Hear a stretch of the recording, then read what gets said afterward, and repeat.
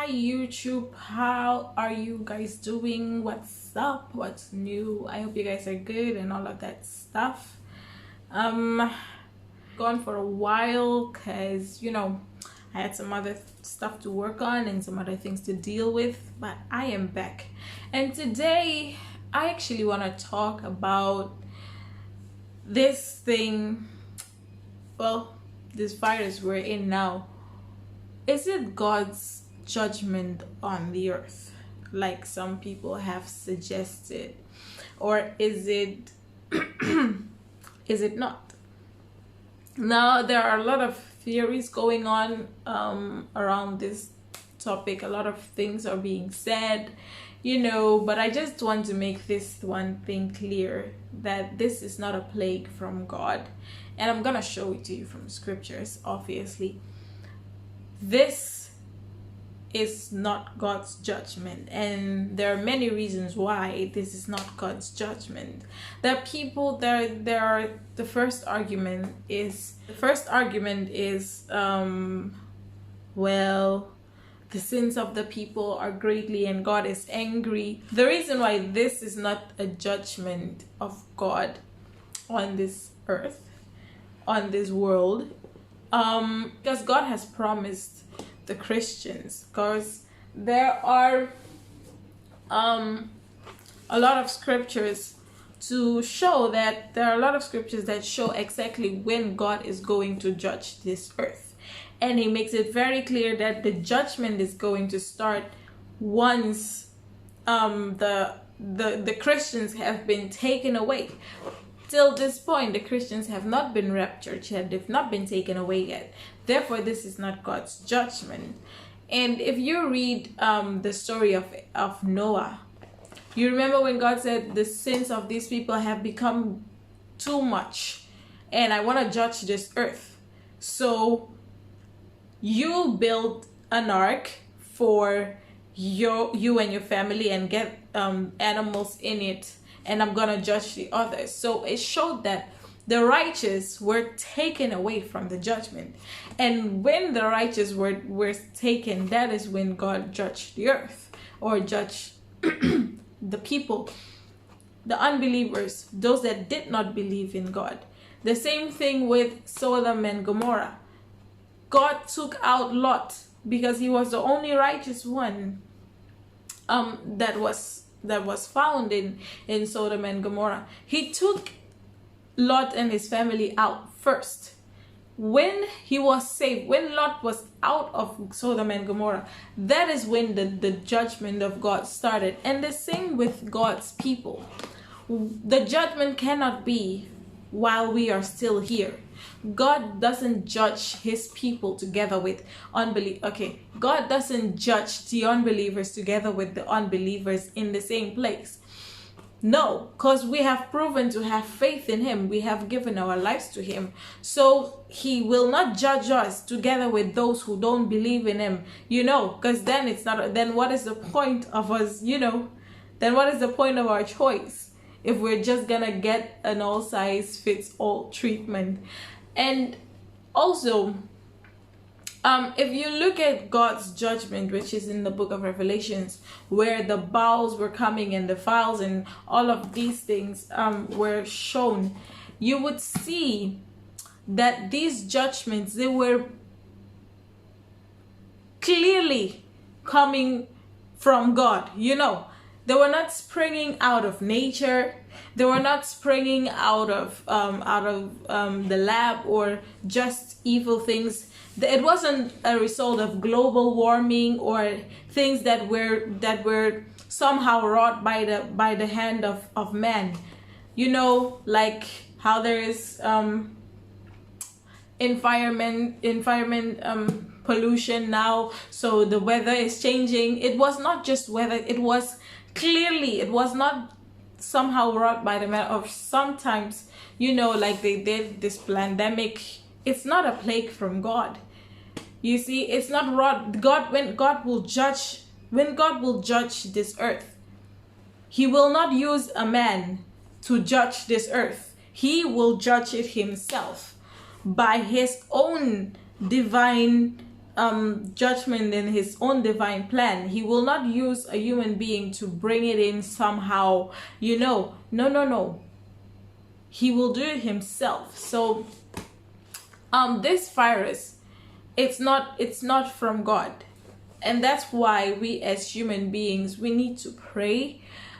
We as Christians, and that's why we as Christians, we need to pray against this evil, because it's from the devil, and it was only brought, listen, even if it's coming from nature, which it's not, but even if it's coming from nature, we have to stand against it, because every sickness we have to subdue it as Christians.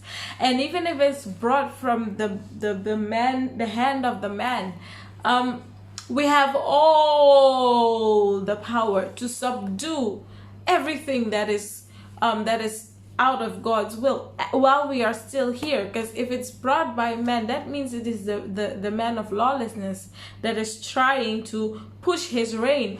But we are the ones who are restraining him. So we have to now be that restraining force. We have to now, come up and say, not today, Satan, not today. Now don't get it twisted, because Satan will have his time, during the 7-year period when they will sign a treaty. But that is after we as the church are taken. It's not while we are still here. Satan cannot rule while we are still here. And as there's so much proof, and proofs are being put out every single day of how this was a planned thing. It was a planned event. There are so many doctors who have spoken out. Some were being paid to put COVID on the death certificate of certain people. Some were being censored of YouTube, of Facebook. I know myself, I've been censored from Facebook. A lot of posts of mine were censored on Facebook. A lot of people haven't seen my posts, and my videos, they just disappear. So many things are happening. Everyone that is speaking against the idea or against the mainstream media is being censored. And this has never happened ever in history, that people are just being censored. Videos are not being monetized and all of those things, and we should not lose course. And I know so many things are happening right now, like you have the protests going on against racism, which is a really good thing. We should protest for equal rights. And we have in various countries, there's some countries have just decided to have their elections. My country is one of them, but I'm not sure if it was Burundi, but some countries in one country in Africa that I know of has also just decided to continue with their elections. So there are so many other things going on, and with so many, you can sometimes forget what they are trying to do. But their plan has been divide, and conquer. And if you look at certain laws that have come out just in the name of containing this pandemic, they make no sense. They want to install tracing apps now to see if you had it. They want to now, make vaccines. How do you call it? Vaccines. They want to make them mandatory. Vaccines should go through a whole 5-year health trial, but now they want to just give it like that. What is that? That's crazy. They come with a lot of laws that are out that are not making any sense. And the truth is that our leaders, the leaders of the countries, the presidents, those who are in the lawmaking department, they are not reading those laws, because they see the deaths and they think, oh my God, we need something fast. So those people like, you know, some organizations, like, I don't want to call names of organizations, but the organizations and those wealthy people, I mean, they are the ones who make the laws. I mean, there's no country, no leadership of a country decided to have lockdown. It was all handed down to us by people who are not even part of the country. You know, they haven't even looked at the situation of the country before they decided that it was just a global rule. Everyone has to do lockdown, you understand? And then some countries who have decided to not do the lockdown, they started to turn against those countries and say that man, that president doesn't love his people. You see the manipulation that is going on, and the manipulation is, you know, it's so strong and it's so believable, you understand? It's so, you know, stay home to save life, and you will really think that you are contributing to the solution. There's some people who you know, they ask for total lockdown. They ask, like, they encourage you. They think that is the solution because that is what has been presented to us by mainstream media. And the tactic of mainstream media is that they put it out everywhere, every single place. Breaking news from CNN and all of these MSNBC, you know, these great media houses, they bombard us with this news every single second. They tell us how many deaths and how many cases, and that's all we share. That's all they share, you see. So it has been blown out of proportion, and so we think, oh yeah, my God, you know, let's save people, let's stay inside. And we this is sad. This is really, really sad, you know. But they have convinced people that this is the right thing to do, you know. Nobody, not the mainstream, like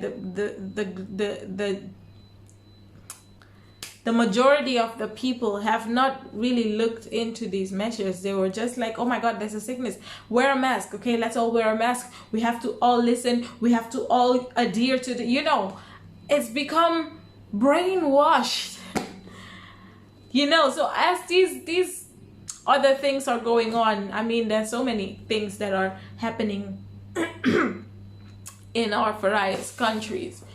Let's not lose trail of what is really, really happening. There are being laws drawn out that will make our lives worse. There's now even, we are starting to becoming a police state. Many countries are becoming police states, and we are becoming a police state without our leaders having decided it. It's been told to us, and we are just adhering to the rules, you see. So we put our armies and our soldiers to make sure everybody stays inside. And in some countries, they're not even allowed to sit on their balcony. They have to be inside. How is that okay? They shoot rubber bullets. You know, they harm people because they go outside. Can you imagine? Not even crime is being fought like this. Never did they go and you know how many crime scenes with murders and stuff like that, and you know, with like just heinous crimes that have happened over the years. Crimes where they come to steal, they come to break and steal, they rape the wives and the children, and then they shoot the men. Like, things that are unthinkable, but they never let police and armies and militaries just parade to see if people are safe. But for COVID, which is just 0.26%, they make people do this. They make the police do this. And the police are not facing any kind of, you know, any kind of sanction if they beat the person down when they didn't have to. They have gotten a new sense, a new power, a new might. And it can all be excused by there's a virus. Nobody does this for any other thing, for any other sickness. There are people who are dying by flu every single year, more than COVID has killed up to now. They're not doing that. They're not telling you to go home. Nobody tells you to go home and you cannot work if you have flu. But they do this with this particular virus. Come on. It's time to wake up. You know? It's really time to wake up. Because just, if you haven't been thinking and you've been one of those people who are just, you know, in your room and in your house, wherever you are, and you just think, we should save lives and been following, I really would encourage you to just look into this. Because let me tell you something. If we don't fight, we're going to lose everything. We're going to lose our freedom. There so many places, so many countries, they've lost their economy. Some will never get back. Some will, you know, it will only be these great world, these rich countries that will have to take them over or help them. We know that they won't help any small country. And right now, the only country that will be able to help us is China, because they are the only ones whose economy has not suffered so much. And when China comes to help you, this thing it's more than just right now. Let's go 2 weeks on lockdown, total lockdown. You know, fear of death will put many in bondage. And this is where it's gonna go. Fear of death.